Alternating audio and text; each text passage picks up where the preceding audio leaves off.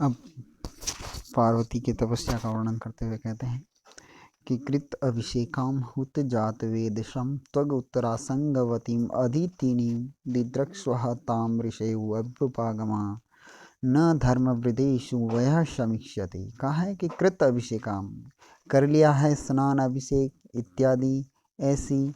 हुत जात वेदशम, हुत यानी आहुति दी है, जात वेदशम यानी अग्नि में, अर्थात पार्वती जिसने अभिषेक कर लिया है तथा जिसने अग्नि में आहुति दे दी है। और त्वग उत्तर आसंगवती, और त्वग उत्तर का मतलब होता है वृक्ष की छाल को, अरे हेलो, त्वग उत्तरासंगवती ही अदितिनम, यानी कि त्वग उत्तरा आसंगवती यानी कि वृक्ष की खाल को उत्तरीय वस्त्र के रूप में आसंगवती यानी धारण करने वाली, अदिति नीम यानी कि नियम पूर्वक स्वाध्याय करने वाली ऐसी पार्वती को दिदृक्ष्वः देखने के लिए, ताम यानी उसे, ऋषियों अभ्युपागम है, ऋषि लोग आते थे। अर्थात पार्वती जिसने अभिषेक कर लिया है, जिसने अग्नि में आहुति दे दी है तथा जिसने वृक्ष की छाल को उत्तरीय वस्त्र के रूप में धारण किया है और जो हमेशा स्वाध्याय करती थी, ऐसी ताम यानी उस पार्वती को दिद्रक्ष्व यानी देखने के लिए ऋषियों अभ्युपागम है, ऋषि लोग आते थे। अब नीचे अर्थांतरन्यास अलंकार है, क्या है कि न धर्म वृद्धेषु वयः समीक्ष्यते, कि जो धर्म वृद्ध होते हैं। देखो, वृद्ध तीन प्रकार के होते हैं, धर्मवृद्ध, वयोवृद्ध और ज्ञान वृद्ध। तो ये धर्मवृद्ध का मतलब होता है जिसने धर्म का आचरण अधिक किया है, भले ही उसकी उम्र कम है तो उसे धर्मवृद्ध कहते हैं। तो पार्वती चूंकि उम्र कम थी फिर भी वो धर्म नियम को पालन करने में श्रेष्ठ थी अन्यों से, इसीलिए कहा है कि वो धर्मवृद्ध थी। तो इसलिए धर्म वृद्धों में, जो धर्म में वृद्ध होते हैं उनमें वय न समीक्षते, उसमें आयु को नहीं देखा जाता, अर्थात कम आयु वाले को भी आदर किया जाता था। नेक्स्ट, विरोधी सत्व उज्जित पूर्व मत्सरम द्रुमैरभीष्ट प्रसव अर्चित अतिथि न उटज अभ्यंतर संभृत अनलम तपोवनम तच्च बभूव पावनम। कहा है कि उस तपोवन में विरोधी सत्व यानी कि एक दूसरे से स्वाभाविक विरोध रखने वाले, जैसे मृग और शेर है या व्याघ्र है तो इत्यादि, जो विरोधी सत्व है, सत्व का मतलब प्राणी, अर्थात जो एक दूसरे से स्वाभाविक वैर रखने वाले थे, ऐसे प्राणियों ने भी उज्जित यानी छोड़ दिया था पूर्व मत्सरम। पूर्व मत्सरम यानी पूर्व की जो उन दोनों के, उन प्राणियों के बीच में आपस में मत्सरम का मतलब होता है ईर्ष्या या क्रोध था, उनको छोड़ दिया था। किसके प्रभाव से? तो कहा है पार्वती के प्रभाव से। द्रुमेर अभिष्ट प्रसव अर्चित अतिथि, कि द्रुमय यानी वृक्षों के द्वारा अतिथि अर्चित है, अतिथियों की अर्चना पूजा अर्चना की जाती थी। किससे की जाती थी? तो कहा है अभिष्ट प्रसव है, इच्छा अनुसार वो प्रसव यानी देते थे, क्या देते थे? फल फूल इत्यादि। तो कहें वृक्षों के द्वारा इच्छित फल फूलों के द्वारा अतिथि अर्चिता, अतिथियों की अर्चना की जाती थी। नव उटज अभ्यंतर संभृत अनलम, और नव उटज यानी नवीन झोंपड़ियों के अंदर संभृत अनलम अग्नियों को लगाया जाता था, अर्थात अग्नियों को इकट्ठा किया जाता था। ऐसा तपोवनम ततच, ऐसा वह तपोवन बभूव पावनम, बहुत पवित्र हो गया था। अर्थात पार्वती जी की तपस्या के कारण वह तपोवन बहुत पवित्र हो गया था। उस पार्वती की तपस्या के प्रभाव से विरोधी सत्व पूर्व मत्सरम उज्जितम, विरोधी प्राणियों ने भी आपस के वैर को छोड़ दिया था। द्रुमेय यानी वृक्षों के द्वारा अतिथि अभीष्ट प्रसवई, इच्छा अनुसार फल फूल इत्यादि दे करके अतिथि अर्चित, अतिथियों की पूजा अर्चना की जाती थी। नव उटज अभ्यंतर संभृत अनलम, और नवीन उटज का मतलब होता है झोंपड़ियों के अंदर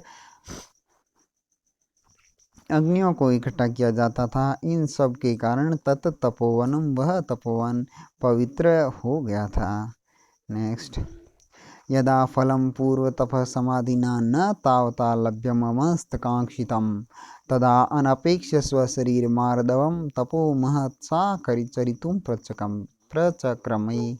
अब कहा है कि जब पार्वती ने इतनी तपस्या की उस तपस्या के उपरांत भी यदा यानी जब पूर्व तप समाधि ना, पूर्व में जो तपस्या और समाधि की है उससे कांक्षितम फलम न लभ्यम, इच्छित फल नहीं मिल रहा था, इस प्रकार का तावता अमस्त उसने माना। अर्थात उसने जब ये माना कि जो पूर्व में उसके द्वारा तपस्या और समाधि इत्यादियों के द्वारा भगवान शिव को प्राप्त करने के लिए जो तप किया गया वो उससे वो जब इच्छित फल नहीं मिला, तदा यानी तब स्वशरीर मार्दवम अनपेक्ष्य, अपने शरीर की मृदुता को भी अपेक्षा न करके सा यानी वह पार्वती महत तपोचरितो, महान तपस्या करने के लिए प्रचक्रमे यानी कि तत्पर हो गई। वापस से पुनः देख लें कि यदा यानी जब पूर्व तप समाधिना, पूर्व तपस्या और समाधि के द्वारा कांक्षितम फलम लभ्यम न अमस्तय, कांक्षितम फलम यानी इच्छित फल, लभ्यम यानी प्राप्त करने योग्य, न अमस्तय यानी नहीं माने। अर्थात उसने जो पूर्व तपस्या इत्यादि थी उनसे इच्छित फल मिलने के बारे में जब माना कि नहीं ये समाधि और तप पर्याप्त नहीं है, तब तदा यानी तब स्वशरीर मार्दवम अनापेक्ष्य, अपने शरीर की मृदुता की अपेक्षा न करते हुए भी सा वह पार्वती महत तपचरितों प्रचक्रमे, महान तपस्या करने के लिए तत्पर हो गई। क्लमं ययौ कन्दुकलीलया अपि या तया मुनीनां चरितं व्यगाहयत, ध्रुवं वपु कांचन पद्म निर्मितं मृदु प्रकृत्या च ससारम एव च। इसमें दृष्टांत अलंकार है। तो कहा है ये या यानी जो पार्वती कंदुक लीलया, कंदुक लीलया यानी कि गेंद के खेलने से भी क्लमम जयो थक जाती थी, तया यानी उस पार्वती के द्वारा मुनिनाम चरितम व्यगायत, मुनियों के चरित्र को भी व्यगायत यानी डुबो दिया था, अर्थात उनके चरित्र को भी नीचे कर दिया था। अर्थात इतना कठोर तपस्या की कि उन्होंने मुनियों के तपस्या को भी कमतर कर दिया था।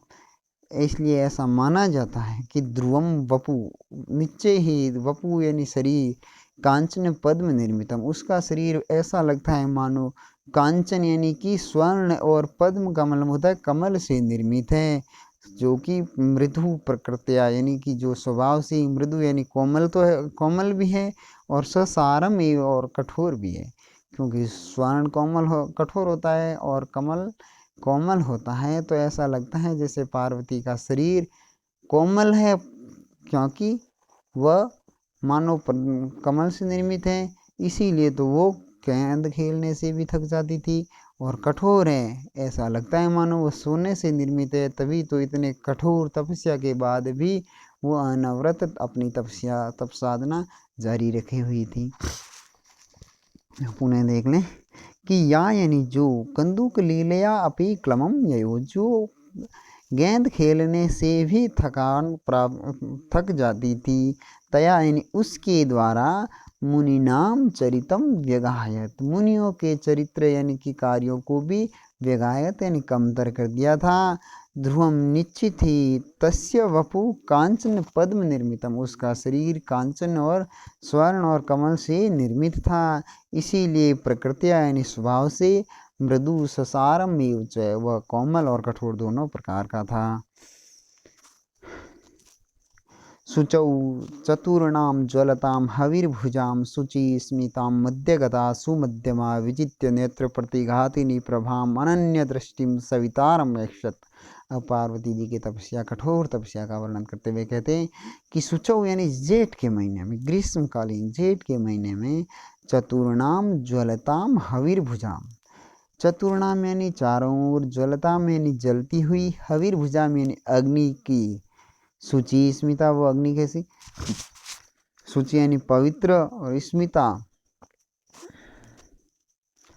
नहीं, शुचि स्मिता सुमध्यमा, सुमध्यमा क्या है, सुंदर कमर वाली पार्वती जो कि शुचि स्मिता पवित्र थी, और स्मिता यानी मन को मोहलने वाली थी, ऐसी चतुर्णाम ज्वलताम हविर्भुजाम, चारों ओर से अग्नि के चारों ओर जलने वाली अग्नियों के मध्यगता, बीच में खड़ी रह करके, विजित्य यानी जीत करके, नेत्र प्रतिघातिनी प्रभाम, आँखों को नुकसान पहुँचाने वाली प्रभा यानी आभा रोशनी को जीत करके, अनन्य दृष्टि अन्य और मतलब एक नज़र से, सवितारम एक साथ सूर्य को देख रही थी। अर्थात उनकी तपस्या का वर्णन कह रहे हैं कवि कि वह पार्वती सुचौ यानी जेठ के महीने में चतुर्णाम ज्वलताम हविर्भुजाम, चारों ओर अग्नि को जला करके, मध्यगता उनके बीच में जा करके, सूर्य की नेत्र प्रतिघातिनी प्रभाम विजित्य, सूर्य को आँखों को नुकसान पहुँचाने वाली प्रभा यानी कि आभा या उस प्रकाश को भी विजित यानी जीत करके, अनन्य दृष्टि यानी एक नज़र से, सवितारम एक शत सूर्य को देख रही थी। अर्थात चारों ओर अग्नि जला करके